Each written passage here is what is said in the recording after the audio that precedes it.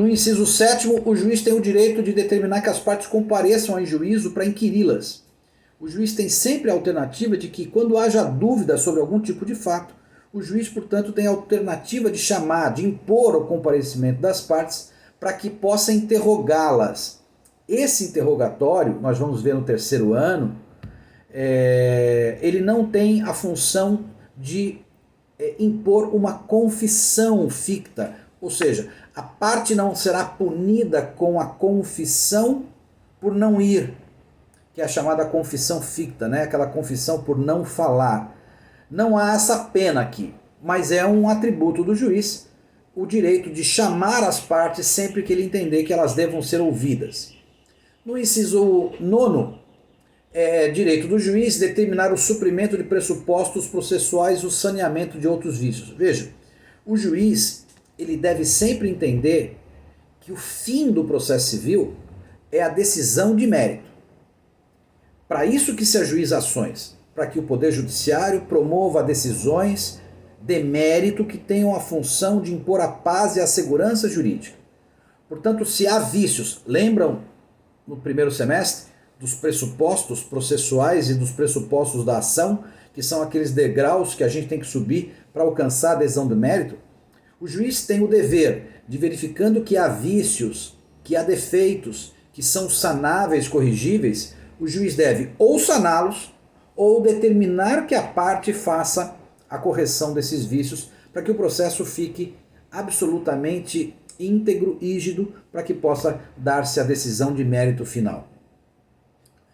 No inciso 10º, uma situação bastante curiosa, quando o juiz percebe que aquela demanda que um certo autor está propondo é idêntica a uma outra demanda que outro autor está também pleiteando, que é idêntica a uma terceira, a uma quarta, o juiz, portanto, verifica que os interesses individuais são, na verdade, o interesse de uma coletividade. O juiz, no inciso 10º, ele pode oficiar o Ministério Público, ou a Advocacia Geral da União, ou a Defensoria Pública, aquele que tem a legitimidade para representar esses interesses não individuais e sim coletivos, para que esses outros órgãos possam propor as ações coletivas, ação civil pública e assim por diante. Então, é possível que o juiz identifique no conjunto de causas individuais, na verdade, um interesse coletivo. E, portanto, a partir daí, o juiz pode oficiar os órgãos públicos para que eles promovam a defesa desses interesses coletivos, certo?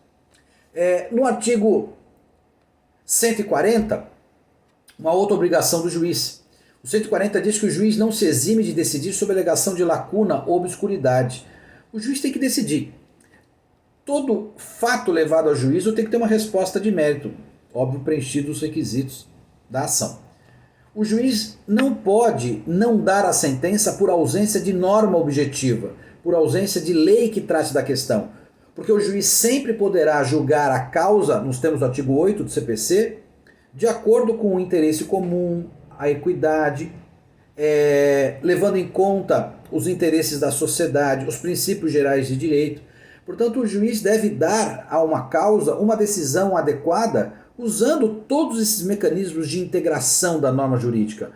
Portanto, suprindo as lacunas com a equidade, com os princípios gerais do direito e usando sempre esses mecanismos com os princípios da razoabilidade, da legalidade, da publicidade, da eficiência.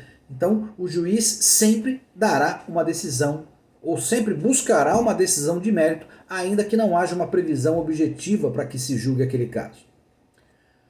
No 142 diz que se o juiz se convencer de que houve entre as partes uma malícia para se furtar a uma lei, para fraudar uma lei, para fazer alguma coisa que não poderiam fazer, portanto esse conluio entre as partes, o juiz deve, detectando isso, frustrar essa tentativa e impor eventualmente as penas às partes que tentam usar o processo como mecanismo de fraude à lei. E por fim, no 143, caberá ao juiz a responsabilidade civil caso haja, de modo a causar prejuízo às partes.